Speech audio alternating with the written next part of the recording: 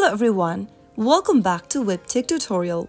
In today's video, we're gonna learn how to sign in or log in to your SingX application. So let's get started right away. First of all, make sure to tap open the SingX app from your app drawer. To log into an existing account, you will need to first choose your country of residence from the drop-down and then enter your email address and the password associated with your SingX account. Start off by typing in your email inside the email tab. Make sure to provide the correct email, just like that.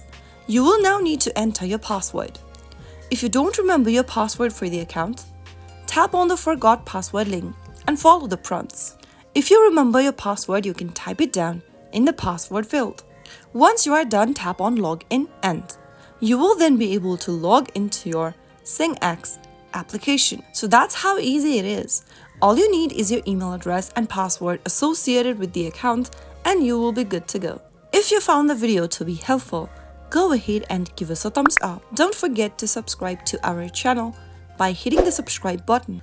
Also, press on the notification bell so that you'll never miss another upcoming upload from us. I will be back again in the next video. Thank you for watching.